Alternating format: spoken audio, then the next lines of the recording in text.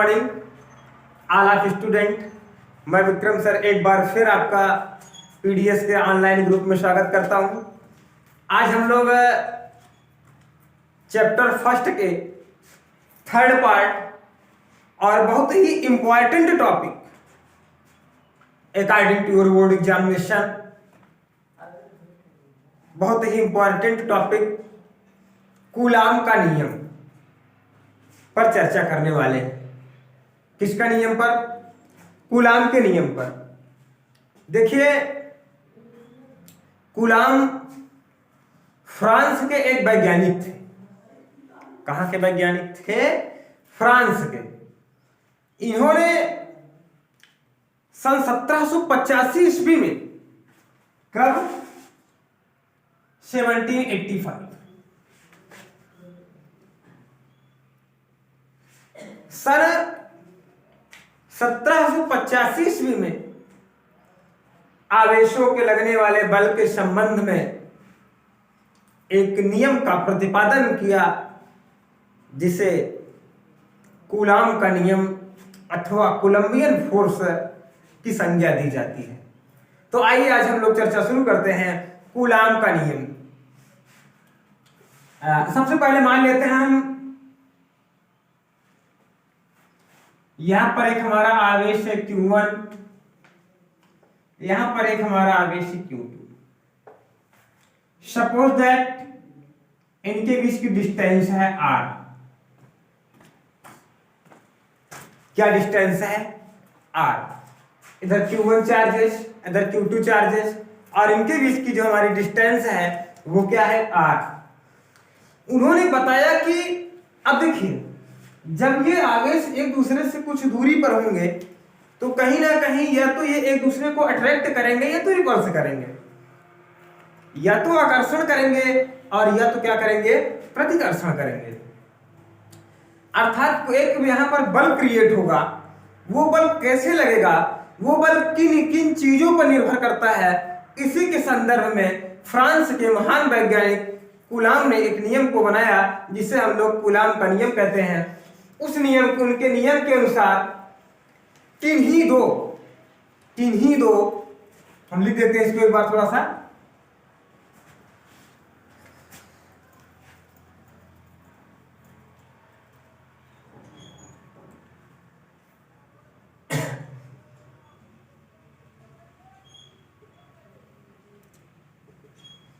किन्हीं दो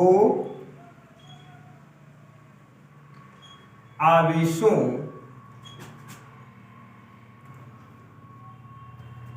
के बीच लगने वाला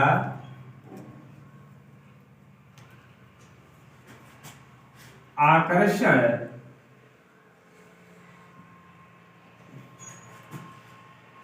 और प्रतिकर्षण बल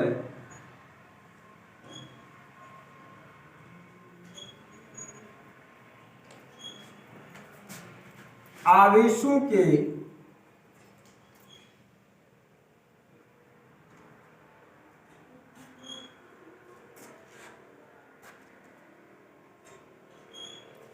गुणनफल के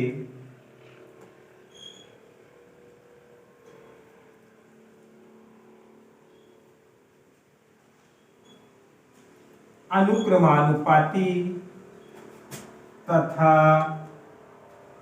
उनके बीच की दूरी के वर्ग के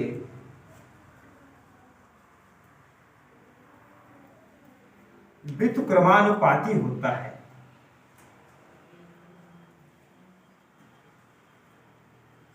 क्या होता है बच्चा? किन्हीं दो आवेशों के बीच लगने वाला आकर्षण और प्रतिकर्षण बल आवेशों के गुणनफल के अनुक्रमानुपाती तथा उनके बीच की दूरी, अर्थात उनके बीच की दूरी R के वर्ग के व्युत्क्रमानुपाती होता है।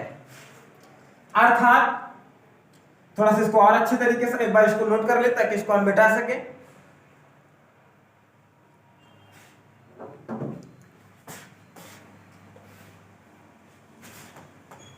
जब इसको हम इसके न्यूमेरिक फॉर्म में लिखते हैं, न्यूमेरिकल फॉर्म में, तो आपने पढ़ा कि एफ जो होता है यानी बल वो अनुक्रमानुपाती होता है किसके किसके, आवेशों के, अर्थात Q1 और Q2 के गुणनफल के क्या होता है, अनुक्रमानुपाती होता है। इसको मान लेते हैं समीकरण 1। F is proportional to 1/r², आपने पढ़ा वर्ग के दूरी के व्युत्क्रमानुपाती, तो 1/r², इसको मान लेते हैं एक समीकरण 2। समीकरण 1 और 2 से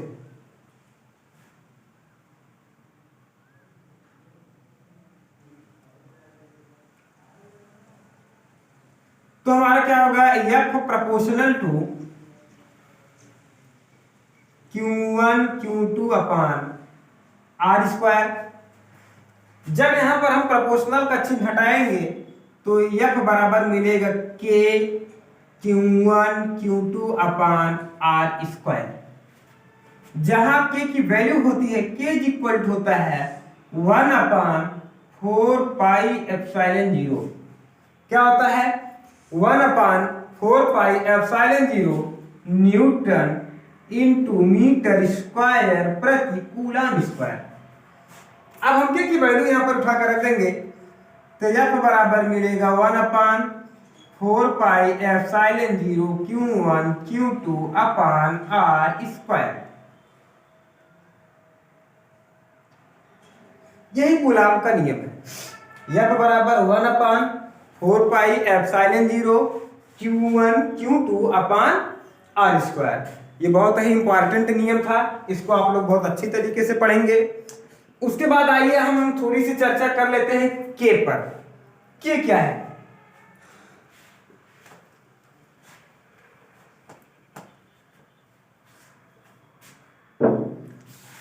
K है हमारा 1/4πε0। ये है कूलम का नियतांक। क्या नियतांक है, कूलम का नियतांक। इसकी न्यूमेरिकल वैल्यू होती है 9 × 10⁹। कितना होता है, 9 × 10⁹ न्यूटन मीटर स्क्वायर प्रति coulomb square. Newton into metre square प्रति कूलम स्क्वायर। अब इसका मात्रक देख लेते हैं हम लोग। मात्रक तो हमने यहां लिख ही दिया पहले से ही। इसका मात्रक होता है क्या, न्यूटन इंटू मीटर स्क्वायर प्रति coulomb square. Newton into metre square प्रति कूलम स्क्वायर। अगले स्टेप में हम लोग इसकी डायमेंशन पर चर्चा कर लेते हैं, अर्थात इसकी बीमा क्या होगी। देखिए बीमा तो हम आपको डायरेक्ट भी बता सकते थे कि इसकी बीमा क्या होगी, लेकिन इसको हम लोग बहुत आसान तरीके से, बहुत ही सरल भाषा में आपको आसानी से समझा रहे हैं कि इसकी बीमा निकाली कैसे जाती है। आइए चर्चा करते हैं।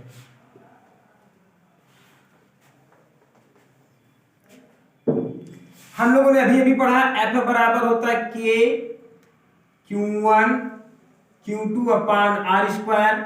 यही हमारा है 1/4πε0।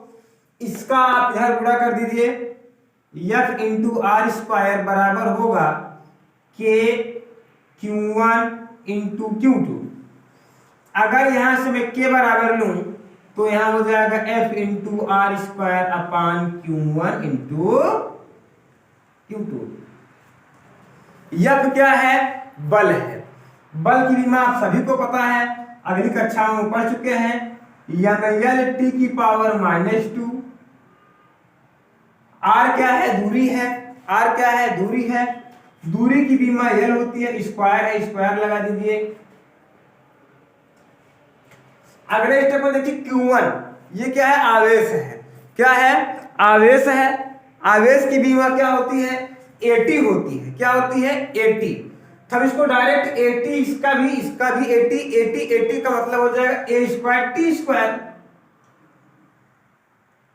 थोड़ा सा एक स्टेप हम इसको डायरेक्ट कर देते हैं। उम्मीद है हमारे विद्यार्थी इसको समझ गए होंगे इस बात को। अब आप करिए क्या, इसको ऊपर लेकर चले जाइए।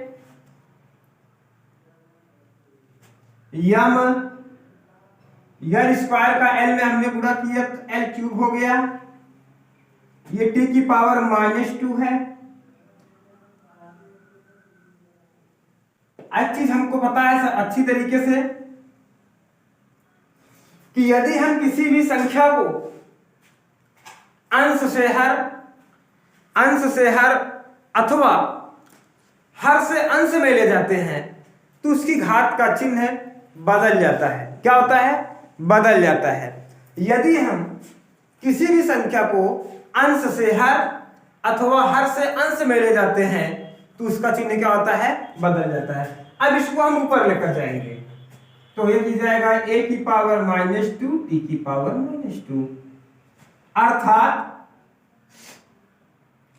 यम यल क्यूब a की पावर -2 गुणा ने घातें जुड़ती हैं, 2 -2 यहाँ -2 यहाँ, यानी कितना मिला? t की पावर -4। ये हमारी बीमा हो गई। हमको मात्रक जिसका पता हो गया, मात्रक पता हो गया, बीमा पता हो गई, इसके न्यूमेरिकल वैल्यू पता हो गए। सारी चीजें हम लोगों ने अच्छी तरीके से पढ़ लिया। अब कूलाम के नियम में और ज्यादा चर्चा होंगी तो हम और जो भी चर्चाएं हैं हम अगले वीडियो में करेंगे। इस वीडियो में अगर आपको किसी भी प्रकार की समस्या है तो आप हमारे व्हाट्सएप नंबर 8858195865 पर व्हाट्सएप या मैसेज करके अपनी समस्या का समाधान कर सकते हैं। Thank you, that's all.